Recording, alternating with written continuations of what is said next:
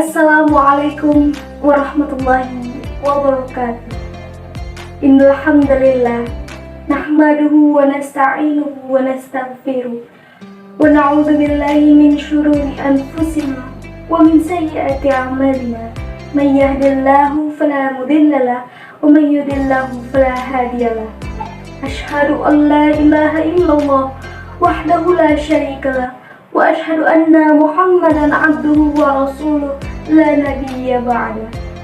Pertama-tama, marilah kita panjatkan puja dan puji syukur kita atas kehadirat Allah Subhanahu wa Ta'ala yang telah memberikan kita nikmat iman, nikmat Islam, sehingga kita bisa menjalankan bulan Ramadan di tahun ini.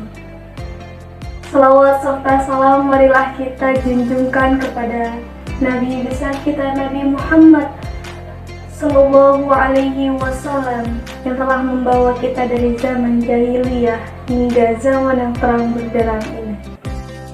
Alhamdulillah, kita masih diberi kesempatan bertemu bulan Ramadan, bulan yang penuh ampunan dan ladang pahala. Di bulan suci ini kita diwajibkan puasa sehari penuh. Puasa di bulan Ramadan merupakan kewajiban bagi tiap muslim yang jika dilakukan dengan penuh keimanan dapat mengantarkan ke surga. Kewajiban berpuasa di bulan Ramadan ini sebagaimana firman Allah Subhanahu wa Ta'ala dalam surat Al-Baqarah ayat 183 sebagai berikut. Ya ayyuhalladzina amanu kutiba alaikumus siyamu kama kutiba alal ladzina min qablikum la'allakum tattaqun. Yang artinya, hai orang-orang yang beriman, diwajibkan atas kamu berpuasa sebagaimana diwajibkan atas orang-orang sebelum kalian agar kamu bertakwa.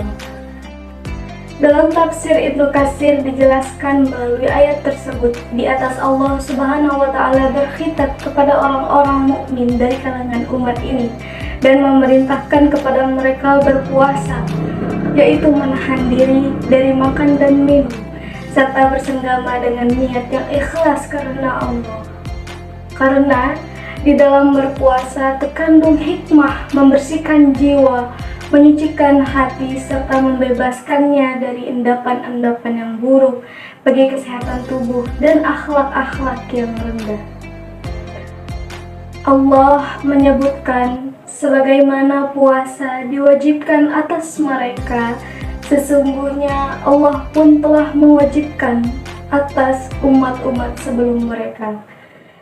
Dengan demikian, berarti mereka mempunyai teladan dalam berpuasa, dan hal ini memberikan semangat kepada mereka dalam menunaikan kewajiban ini, yaitu dengan penunaian yang lebih sempurna dari apa yang telah ditunaikan oleh orang-orang sebelum mereka. Syekh Al-Maraghi dalam kitab tafsirnya seperti diterangkan Ustaz Sayyid Muhadir dalam bukunya Bekal Ramadan dan Idul Fitri. Hikmah dari puasa itu adalah hadirnya sifat takwa dalam diri seorang muslim. Karena puasa membiasakan seorang muslim untuk takut kepada Allah Subhanahu wa Ta'ala dalam kondisi sembunyi maupun ramai.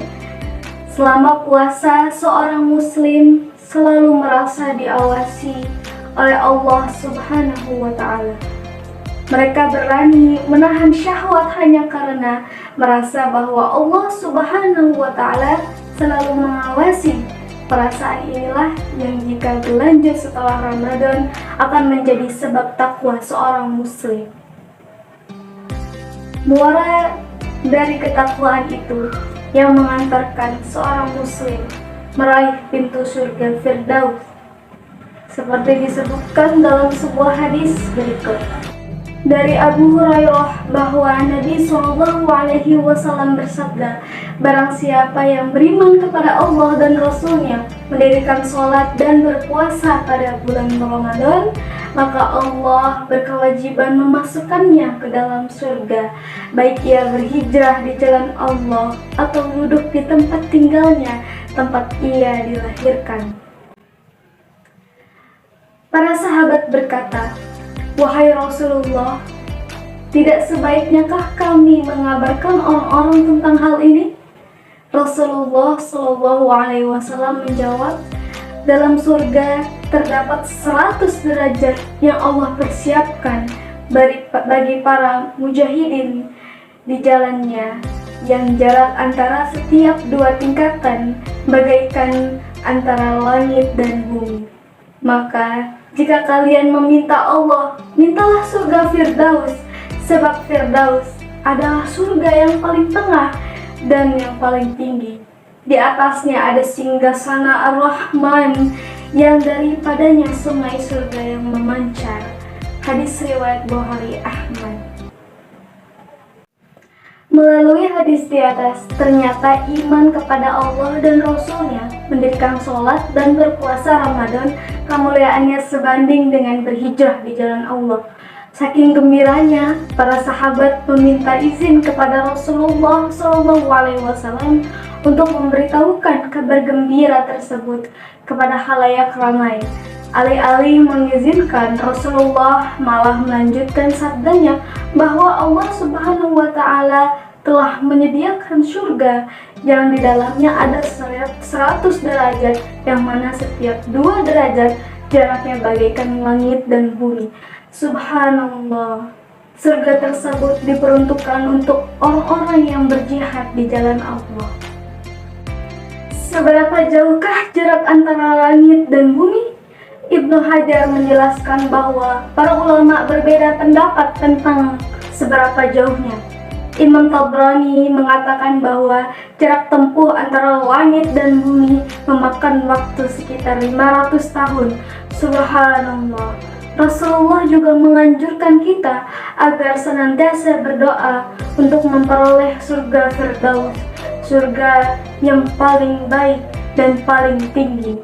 Di atas surga Firdauslah singgasana Allah Ar-Rahman berada. Di bawah singgasana tersebutlah memancar sungai-sungai yang mengaliri semua surga. Wallahu a'lam.